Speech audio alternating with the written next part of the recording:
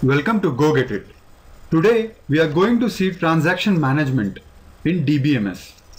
We will be considering transactions properties, that is acid property. Here you can see the acid property is nothing but A for atomicity, C for consistency, I for isolation, and D for durability. These are the basic and very important properties involved in transactions. Now, what are transactions? Let's consider a general example from our daily life. You go to some ATM and you withdraw some amount from your account. So that operation, whatever you are doing from inserting your card to withdrawing the cash from the ATM, that complete process is called as a transaction. So what you are doing, you're inserting your ATM, you are giving in the PIN number, you are entering the amount, you are withdrawing the cash. So this complete process is called as a transaction. So let's jump into atomicity in shortly. Basically in this video session we will be considering or concentrating more on isolations. So atomicity is nothing but the transaction, the instructions involved in the transaction. All these instructions can be executed or none of the instructions should get executed. So what does this mean? So for example, the ATM thing only, if we consider in an ATM, when you are withdrawing money, say for example you have withdrawn $1000 from your account, and if atomicity is not followed, say you have withdrawn 1000 but this 1000 has not been subtracted from your main balance, then this violates the atomicity property. So that means you are withdrawing 1000 but your account balance remains the same with that 1000 whatever you have withdrawn. So that violates the atomicity, and atomicity should be followed in a transaction. Then consistency. Say for example you have, sorry for this. So for example you have withdrawn 1000. We are going to see consistency now. So you have withdrawn 1000 and you had initially 5000 in your account. So for example if you remove 1000, then it gives you 4000. So after the end of transaction, this 4000 should be reflected in your account. So that shows the consistency property of a transaction. And then comes the durability. Durability is nothing but if the transaction gets committed, say for example you have committed the transaction, say 4000 has been committed, then all the performed transactions should be available in the disk or the physical hardware. So forget about durability for the time being. So we will be considering more on isolation. So isolation is nothing but very important property in transaction. So according to isolation property, when transactions are executing, any transaction should not get affected by any other transaction. Say for example you are withdrawing some money from the ATM, say for example $1000, and your friend also withdrawing, or some of your relative is also withdrawing from the bank or some other ATM of the same, not from other ATM. Say for example this is ATM withdrawal and this is bank withdrawal, and you had initially $5000 in your account. You are withdrawing from ATM $1000 and your mother or your brother is withdrawing some 500 rupees from the bank. So when these two transactions T1 and T2 are getting executed, so none of the transactions should get hampered. So these things is maintained by isolation property. So every transaction is isolated from other transaction so that none of the transactions should get affected. So in isolation, we'll switch to next page. So in isolation we generally see we'll have such kind of property. We have schedules. The schedules can be divided into two parts: serial schedule and concurrent schedules. I'll get back to you on schedules and these things. Serial schedule I'll tell you. Concurrent schedules are again divided into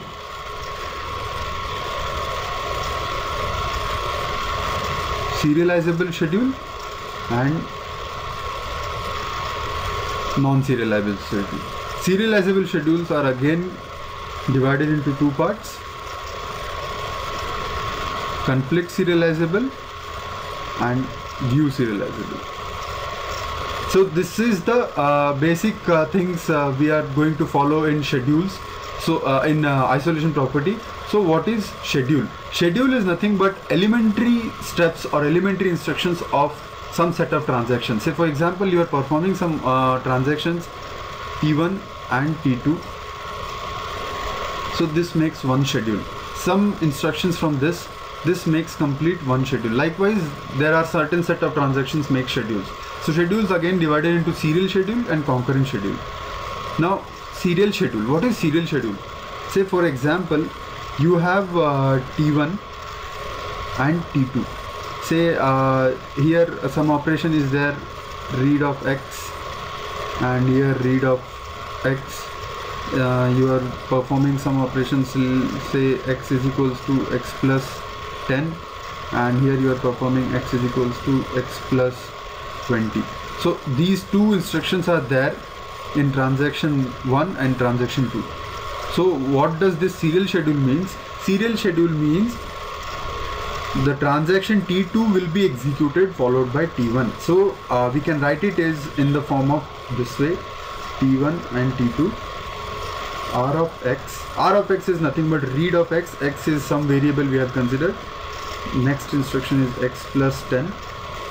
As soon as T1 finishes, T2 will get start, and X is equals to X plus 20.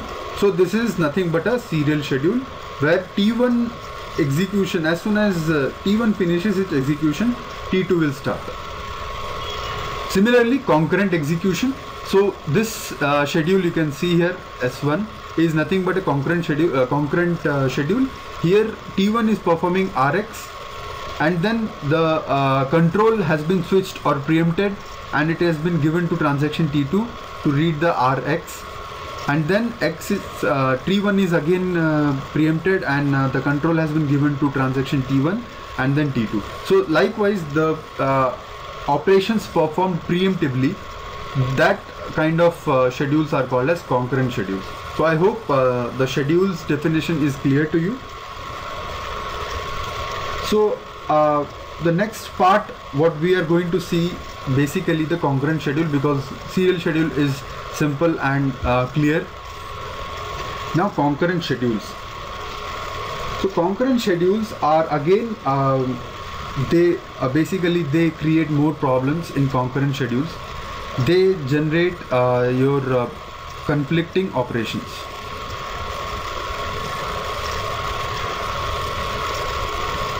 So due to concurrent schedules, we get conflicting operations. So again we get in concurrency, like in concurrent schedules itself, you will find three different kinds of problems. So what are the three different problems we face in concurrent schedules? So first, the very first problem is write-write conflict or lost update problem. Lost update problem. This is also called as write-write problem.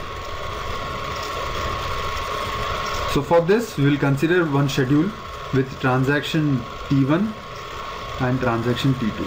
So the instructions in transactions are Rx, that is read of X. X is equals to X minus 10. Then let's to subtract. So then Rx in T2. X is equals to X plus 20. Then write of X. Read of Y.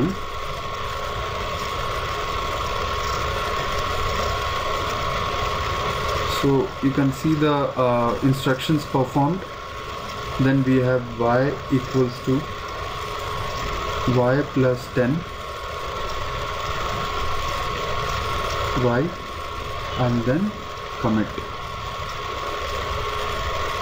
So these are the instructions involved in T1, these are the instructions involved in T2. So mind well, this is the concurrent schedule S1.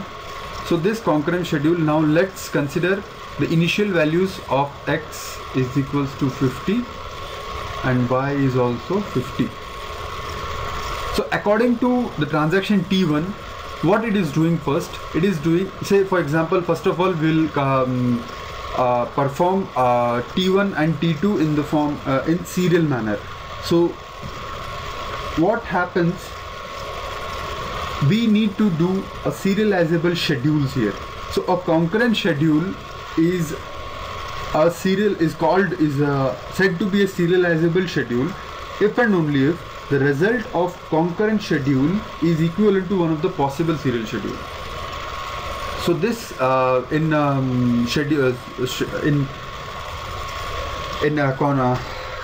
concurrent schedules, what happens basically, we need to this is called as a serializable schedule only when the operations performed by this concurrent schedule is equivalent to one of the serial schedules. So serial schedule is nothing but T1, T2. Same way, the serial schedule will be R of x, x is equals to x minus 10, write of x, read of y, y equals to y plus 10, and commit. Then performs T2. T2 is R of x, x is equals to x plus 20, write of x, commit. So if you follow this schedule, that is a serial schedule, so you will get x is equals to, x is becoming 40 here, 50 as we are considering 50, 50 minus 10, 40, it is writing x. So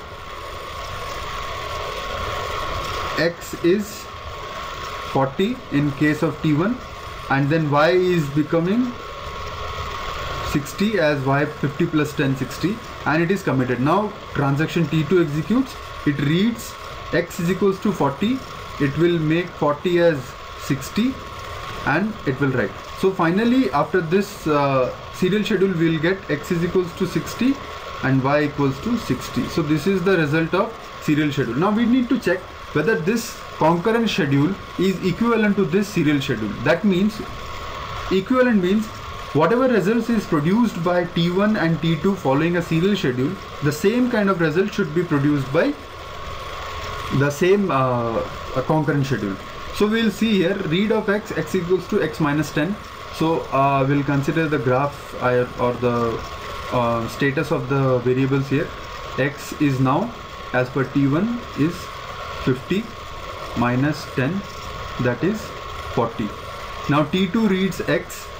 Now as it is not written to the disk, so T2 will read x is equals to 50. So this is done by T2, this is done by T1. So x has read 50, it has updated it to 70, and then again it has preempted to T1. So T1 will perform write of x, but for T1 the write of x is nothing but x was 40. So it will write x is equals to 40, and then it will read y equals to 50. So this was performed by T1. Again control switches to T2, and we can see write of x operation is there. So but for T2 x was 70, so it will update x is equals to 70, but x was 40 initially, so it has become 70. So that's why, because of this read write operations, the update performed by T1 has been lost and it is updated by T2. So that's why it is called as lost update problem. So same way, finally if you perform these operations, all the operations in this concurrent schedule, you will realize that at the end you will get x is equals to 70 and y equals to 60, which is not equivalent to the results produced by the serial schedule. So that's why this is not serializable schedule, and hence this is a problem. The next problem associated we have is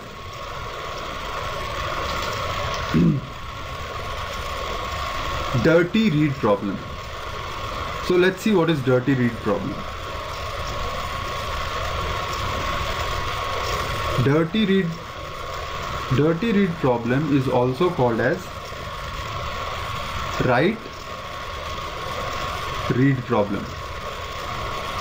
So we'll consider one more example here. We have T1, we have T2. T1 has R of x is equals to x minus 10 and W of x.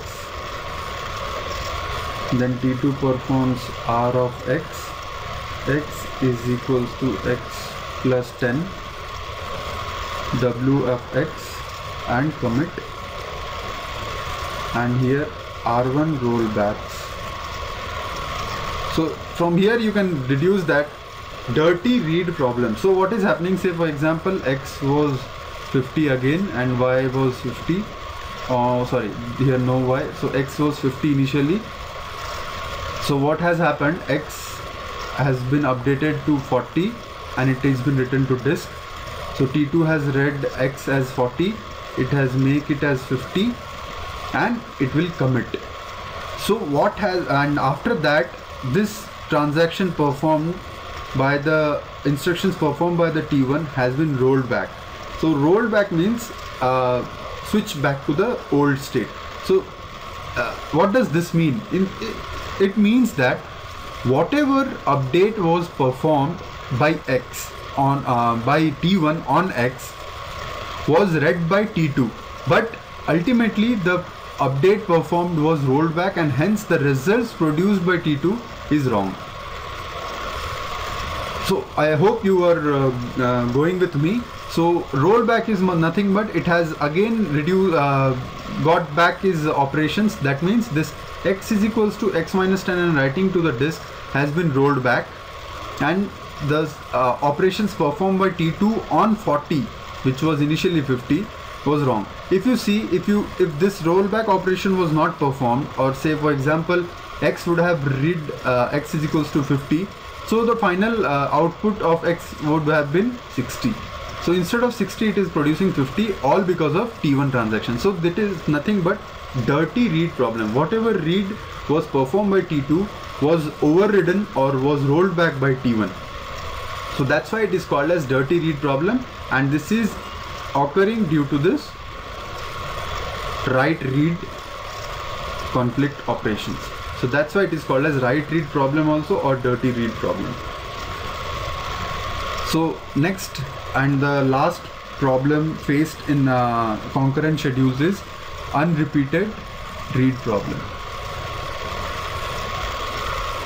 Unrepeated read, or it is also called as read write conflict.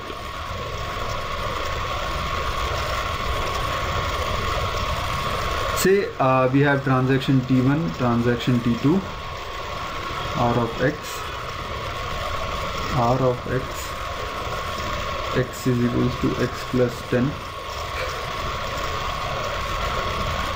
and R of x. So unrepeated read problem. So what is happening here? In this schedule, the result of Rx instruction of T1 will be different for both the reads. So here, say for example x was initially 50, so it has read T1 as 50 first, but the operation performed by T2 has made x is equals to 60, and second again when T1 reads, it has make it as 60. So this is all because of this read and write conflict, and that's why it is called as unrepeated read problem. I hope this has cleared all the concepts of transactions, schedules, and the problems associated with the transactions and the concurrent schedules. So we have seen schedules, conflict schedule, serial schedule, and the problems associated with the concurrent schedules. So the next video session, which will be continued part of this video session, will be based on schedules based on serializability. So there we will be seeing serializability. So there we will be seeing the view conflict, view serializable and conflict serializable schedules. So thanks for listening, and I would strongly recommend all my subscribers and viewers, if you have any kind of demands with respect to computer science subjects, please do mail us at the mail ID mentioned above, and You can see here the mail ID is demand@gogetIIT.com. You can mail us anytime. Thanks for listening. Thank you. Have a great day.